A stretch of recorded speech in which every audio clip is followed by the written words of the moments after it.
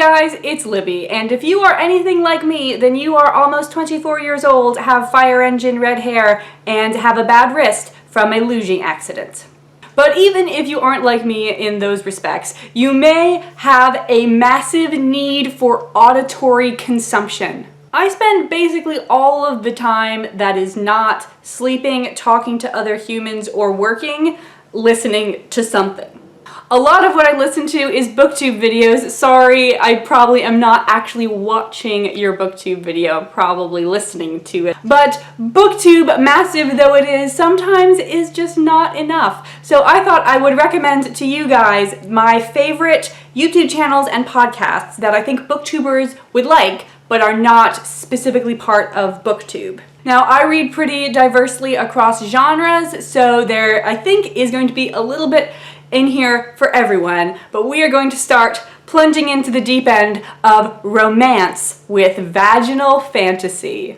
You heard me right. When you type it into the YouTube search bar, it will not complete that for you, but trust me, it's not what it sounds like. Vaginal Fantasy is a sort of video book club that is hosted by Felicia Day, the actress of Dr. Horrible's sing-along blog fame, and 3 of her friends, Bonnie Burton, Kyla Caseby, and Veronica Belmont.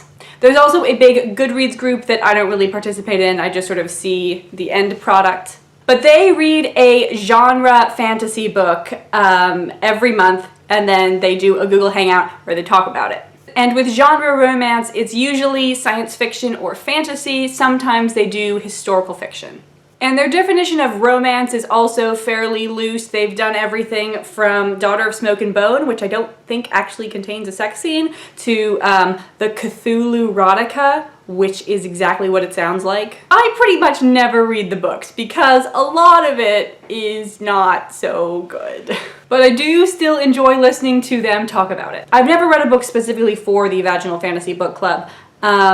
I think they've covered like 1 or 2 that I had already read, and then sometimes they talk about books that I'm planning to read, but haven't gotten to yet. And so I sort of use that as a preview in most cases, because it is spoilery, but like a lot of the time they don't actually talk about any spoilers.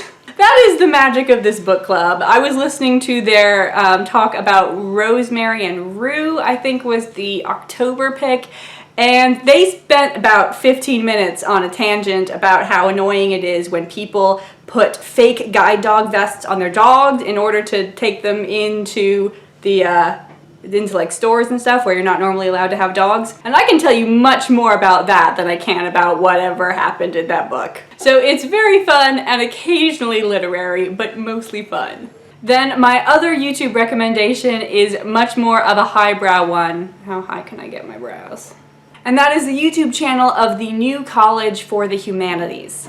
This is a college in England, but they have a very active presence on the internet. If you're in this for the literature, I would recommend going to their list of playlists and then selecting the English one. That way you don't have to listen to any boring stuff about physics. And one of the most common types of videos that they do is 10 minutes on, which is where one of the professors just spends 10 minutes talking about something in their infinite wisdom, and those are incredibly enjoyable. One of my favorites is Dr. Daniel Swift's 10 minutes on Twelfth Night. It is just he does a lot of Shakespeare, and then Dr. Catherine Brown does a lot of diverse things. She's done sex and Victorian literature, she's done unreliable narrators, she's done chapters. What are chapters? How do we use them? Smart people things. So now, leaving the safety of YouTube and venturing out into the world of podcasts, my first recommendation is Slate's Audiobook Club. Slate is a news website and they have several podcasts, but the Audiobook Club is a monthly podcast about a specific book, usually a work of literary fiction or sometimes nonfiction. And they pretty much focus on recent releases, although there have been some classics like they did Pride and Prejudice. And these are spoilery, so I only listen to them after I've read the book, or if it's a book that I know I'm definitely not going to read. Like recently they did A Little Life, and I'm like, I am not going to read that book, but it is a very big deal right now, and so I should probably know something about it. So I listened to their podcast in lieu of reading that massive pile of tragedy and tears. And then there is BookRiot.com. BookRiot.com is a publishing, news, and sort of reading thoughts, reading editorials website. And they have several podcasts. My favorite is, what's it called? It was just called the Book Riot Podcast. And this one is news from the publishing industry in sort of various forms that look at like stats regarding diversity. They talk about how Amazon is opening a new store. They had a lot of things to say about Go Set a Watchman, most of them scathing. And sometimes there's the out there stuff like the people who wanted to build Minas Tirith with a Kickstarter campaign. Book Riot has a couple of other podcasts. They are Dear Book Nerd, which is advice for bookish problems, Reading Lives, which is interviews with authors, most of them authors and I think like people in the book world.